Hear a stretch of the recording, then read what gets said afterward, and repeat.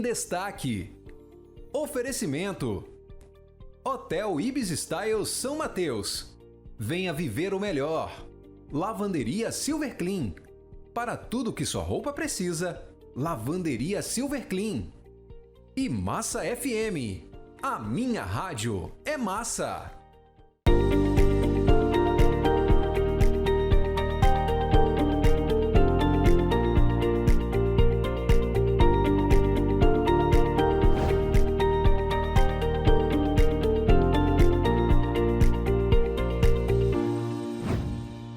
Olá, bem-vindos ao nosso programa em destaque. Hoje nós vamos trazer uma conversa muito importante para esse ano de 2024, que é ano de campanha eleitoral. Nós teremos então eleições municipais e desde já é importante você estar atento a algumas questões levantadas para que a gente tenha então um ano corrente importante para o debate político. Quem vai trazer informações para a gente na nossa edição de hoje é o nosso convidado, Dr. Hélio Maldonado, ele que é advogado eleitoralista e fala com a gente então neste momento. A gente agradece, inclusive, sua presença. Obrigado, doutor Hélio. Bem-vindo. Obrigado, Fábio, a você e a Record News. Que bom.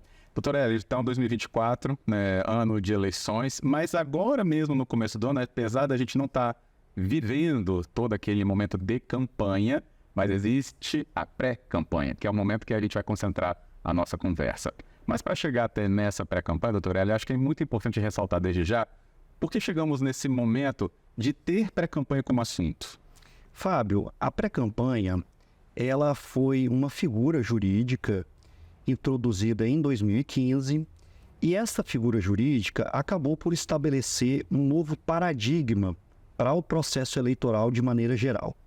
Isto porque, até o ano de 2015, havia uma proibição muito acentuada por parte da Justiça Eleitoral de antecipação do debate público eleitoral, qualquer sinalização antes das eleições, até 2015, sobre a política em si, era taxada como uma propaganda antecipada e gerava multa eleitoral aos responsáveis, mas em 2015, no ápice do julgamento do mensalão pelo Supremo Tribunal Federal, também o Supremo Tribunal Federal, em um ato de ativismo judicial, mudando o estado das coisas da política, declarou que seria inconstitucional uma previsão do Código Eleitoral que previa o financiamento privado de pessoas jurídicas às campanhas eleitorais.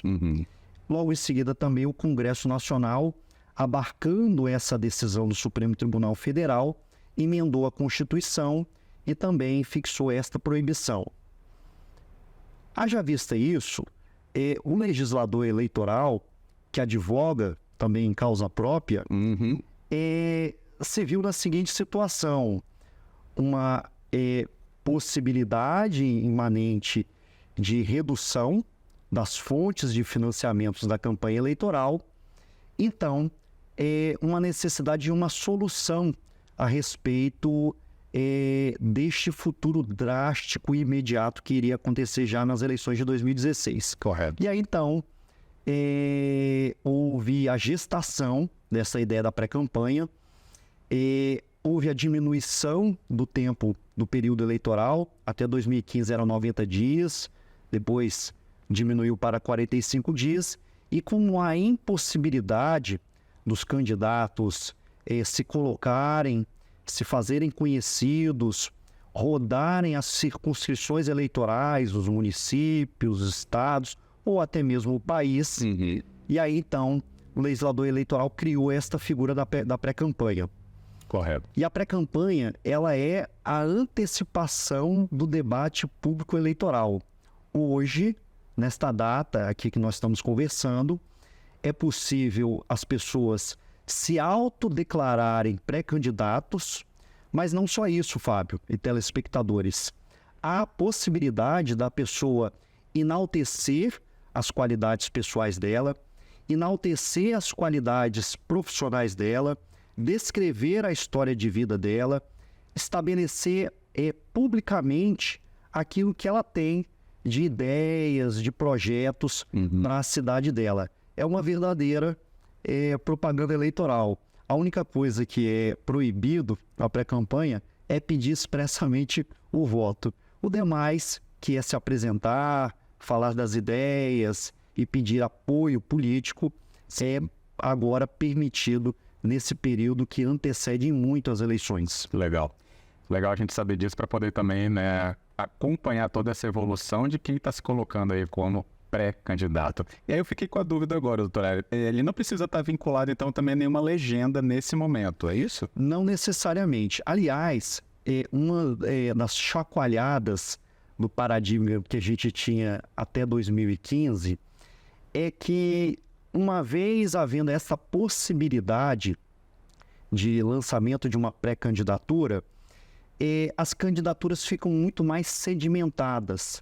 Então, por ato próprio, por uma luta própria, os pré-candidatos já se fixam no futuro como candidatos. E hoje, como você também tem uma diminuição do tempo de filiação partidária para disputar um mandato eletivo, essas eleições nós vamos ter de prefeito e vereador, Sim. Agora são 6 meses antes das eleições, então é só em abril, precisamente dia 6 de abril, os pré-candidatos que não estão filiados a partidos políticos podem já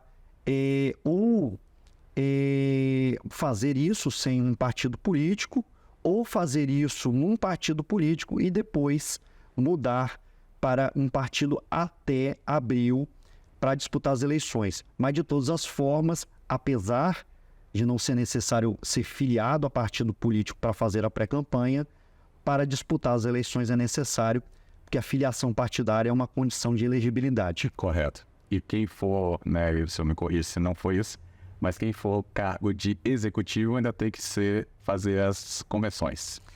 Não só o cargo de executivo, né? A pré-campanha mexe muito Tudo, né? com o tabuleiro do jogo eleitoral. Porque havia até então, eu que já no ano de 2015 eu tinha pelo menos 10 anos de advocacia eleitoral.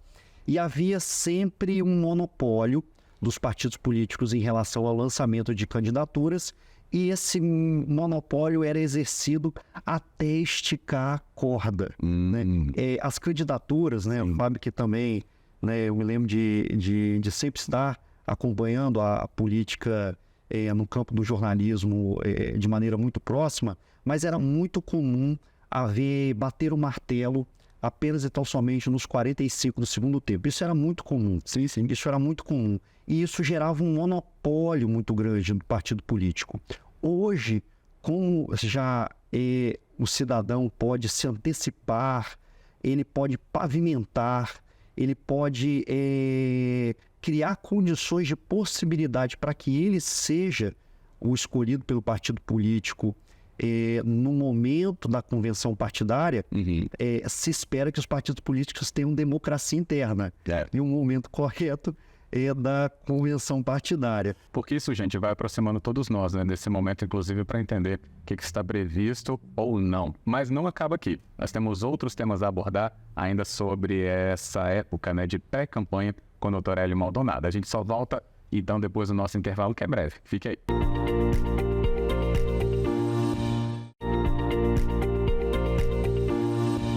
De volta para o nosso programa em destaque, a gente então continua a nossa conversa com o convidado desta edição, Dr. Hélio Maldonado, ele que é advogado eleitoralista, falando com a gente sobre um período conhecido como pré-campanha, um período que a gente inclusive já está nele, 2024 é um ano eleitoral, e a gente tem então campanhas, né, para prefeitos e vereadores ainda neste ano.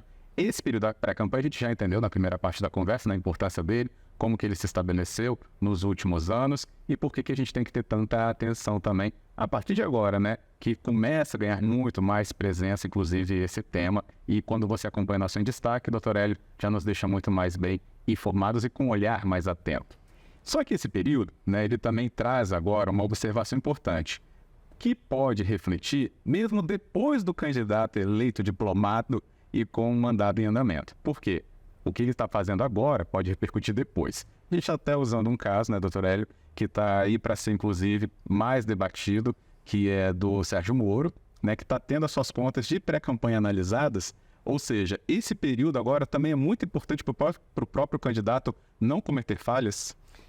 Fábio, como eu disse, houve uma timidez da legislação eleitoral estabelecer regras a respeito da pré-campanha. Houve apenas tão somente um dispositivo, e esse dispositivo exemplifica aqueles atos que as pessoas podem fazer que não são considerados propaganda eleitoral antecipada. E tal como qualquer novo paradigma que passou a existir a partir das eleições de 2016, a jurisprudência eleitoral, que sempre é posterior à realização dos atos, né? A gente hoje pratica determinadas condutas da pré-campanha, e essas condutas elas só vão ser sabatinadas quando judicializadas no futuro, para a Justiça Eleitoral decidir a respeito da regularidade ou da irregularidade nas mesmas. Então, quando começou a vigência desse paradigma da pré-campanha, a Justiça Eleitoral abriu as portas, né, por assim dizer, à realização de todo e qualquer tipo de ato de pré-campanha. Eu me lembro, o telespectador se lembra, você se lembra, que em especial nas eleições de 2018, que foi uma eleição excessivamente polarizada, um ano antes das eleições, exatamente um ano antes das eleições, lógico, a candidatura de Lula não se sacramentou no final, porque foi preso, estava inelegível. Mas um ano antes das eleições, ele inventou algo chamado Caravana Lula e passou a rodar todo o país fazendo a sua promoção de pré-campanha. Da mesma forma, iniciou-se a Caravana Bolsonaro. Eu me lembro que aqui no estado, ovacionado, chamado de mito, enaltecido.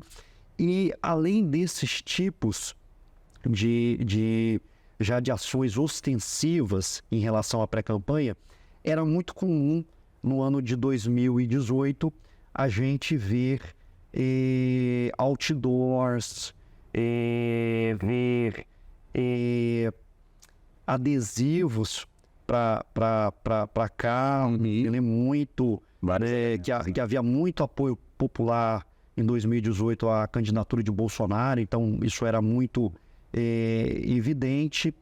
E a Justiça Eleitoral, depois que ela foi analisando essas situações referente a 2018, 2020, ela passou a prever duas regras proibitivas em relação à pré-campanha. A primeira regra é o que a própria jurisprudência eleitoral dita, que é a chamada proibição do uso de palavras mágicas, né? Que é, no discurso da pré-campanha, a pessoa substituir o pedido explícito de voto por outras palavras que signifiquem exatamente um pedido de voto. Por exemplo, eu não posso fazer um pedido votem em mim em outubro deste ano, mas eu posso pedir, por favor, me elejam, né? Então, na prática, o mesmo pedido implícito, então, de voto, que isso passou a ser proibido. E, para além desta vedação, a Justiça Eleitoral passou a aplicar as mesmas proibições que existem na propaganda eleitoral no curso das eleições geral. Essas proibições também vigem para a propaganda. Então, hoje, não se pode mais fazer atos de pré-campanha por meio de outdoor. Tá. Por exemplo. Ótimo. É esse caso, né, que a gente acaba citando, porque ele é um exemplo. Ninguém vai analisar o caso, porque ele está ainda em andamento na justiça, mas é porque ele traz essa luz assim, observe mesmo todo esse período de pré-campanha, porque os reflexos podem ser observados caso a justiça, então, seja provocada nesse sentido. Agora, doutora Hélia, essas palavras mágicas, né, acho que deveriam estar aí no dicionário de todos esses que vão se lançar na candidatura esse ano. Porque são, na prática, palavras também que significam o pedido de voto. Em relação à prestação de contas, Fábio, mais uma vez, a Justiça Eleitoral foi excessivamente tímida em relação à regulamentação da pré-campanha. Para você ter ideia, apesar de fazer uma pré-campanha gere custos eleitorais para a pessoa, uma estrutura de marketing, um valor que ele vai pagar lá no impulsionamento nas redes sociais, a gasolina, né, do veículo que ele utilize quando for visitar as pessoas, isso tudo tem um custo, né? Mesmo assim, não existe previsão legal de prestação de contas de pré-campanha. Não existe prestação de contas de pré-campanha. A prestação de contas é só em relação aos gastos do período eleitoral. Isso não quer dizer que haja uma possibilidade para o uso indiscriminado do poder econômico quando do momento da pré-candidatura. Ok. Aliás, se diz que o mundo não dá voltas, né? Que o mundo capota. Exato. E ele capota mesmo. O primeiro precedente do Tribunal Superior Eleitoral, que entendeu que haveria uma necessidade de limitação de gastos para a pré-campanha, que essa limitação estaria num patamar de 10% do valor que futuramente podia ser gasto numa campanha eleitoral, isso foi fixado em um julgamento de uma senadora eleita, salvo engano, no Mato Grosso, a juíza Selma. Aliás, por isso que eu disse que o mundo capota. A juíza Selma se autoproclamava Moro de Saias, né, quando ela ainda atuava como juíza no estado dela. E ela saiu, né, da justiça, se candidatou a senadora, mas para ela se fazer conhecida, ela fez uma exorbitância de gastos com impulsionamento, com marketing, com mídia, uma série de gastos, e esses gastos todos expedidos notas fiscais, com o CPF dela, chegaram aí a quase 50% do que ela poderia gastar no futuro. E constatado isso, não teve para onde correr. A juíza Selma foi cassado no mandato de senadora e se realizou novas eleições, e hoje, pelo causuísmo do destino, o legítimo, né, o juiz Moro, o Sérgio Moro, responde também uma ação eleitoral por gastos na pré-campanha. Esta ação eleitoral ela está na iminência de ser julgada pelo TRE do Paraná. Salvo engano, se anunciou que seria julgado na semana anterior do Carnaval, e se revolve exatamente os gastos de pré-campanha. Porque como o Moro, nas eleições de 2022, era um pré-candidato a presidente, era um pré-candidato a presidente em um outro partido político pelo qual ele se lançou a senador, ele era candidato pelo Podemos. O Podemos fez uma série de gastos eleitorais para impulsionar a candidatura do Moro. Custos com segurança, carro blindado, estadia, marketing, uma série de gastos que para uma campanha presidencial poderiam ser considerados módicos, mas para uma campanha regionalizada para senador eram gastos realmente bastante vultuosos. Aliás, por conta dessa constatação que em um grau incontroversa dos gastos em si, já há uma expectativa de que este julgamento seja desfavorável ao ex-juiz Sérgio Moro. Entendo. Ou seja, um caso que merece toda a nossa atenção e uma análise aqui, chegando a você justamente com o nosso convidado, que é especialista na área e conhece tão bem, né, sobre esses pontos importantes para a nossa observação, enquanto pessoas que também estarão participando como eleitores, né, desse lado do processo eleitoral, mas também quem estiver, né, nesse ambiente, que tem aí, né, a propensão a ser um candidato, que também tenha toda essa atenção que a gente está hoje destacando para você, nosso ouvinte, nosso telespectador do Em Destaque. Agora, doutora Hélia, nosso tempo está acabando rapidinho. Eu queria só uma análise sobre uma questão. Quem hoje tem mandato, né, de prefeito pode fazer pré-campanha? E ainda resta uma dúvida. Às vezes, né, acontece em algumas situações do vice assumir o cargo de prefeito, porque esse se lançou em outro cargo numa outra eleição. Esse vice vai contar como uma reeleição, caso ele queira concorrer? Fábio, a sua pergunta toca num ponto mais nevrálgico que existe em relação à pré-campanha, que é aqueles titulares de mandato eletivo, podem ser prefeitos, vice-prefeitos, vereadores, que porventura vão ser candidatos à reeleição ou candidatos a um outro cargo. Por exemplo, um vereador ser candidato a prefeito. Não há necessidade de todas essas pessoas que ocupam esses cargos se desincompatibilizarem, saírem destes cargos para disputar uma eventual reeleição. Então, justamente por isso, que assuntos assim devem aparecer cada vez mais no nosso Em Destaque. Nosso tempo então se esgota, doutor Hélio. Eu te agradeço pela sua presença aqui. A gente deixou na tela aí justamente os endereços para você acompanhar mais informações do que o doutor Hélio também produz e acompanha. Queria agradecer imensamente e novos convites com certeza estarão abertos. Obrigado, estou muito satisfeito por estar aqui. Que bom. E com isso, levando informação a todo o estado, a gente terá com certeza um tema muito importante para as eleições de 2024, que é o acompanhamento do próprio processo. Obrigado também pelo seu acompanhamento e até o nosso próximo programa. Em Destaque. Oferecimento. Hotel Ibis Style São Mateus. Venha viver o melhor. Lavanderia Silver Clean. Para tudo que sua roupa precisa, Lavanderia Silver Clean. E Massa FM. A minha rádio é massa.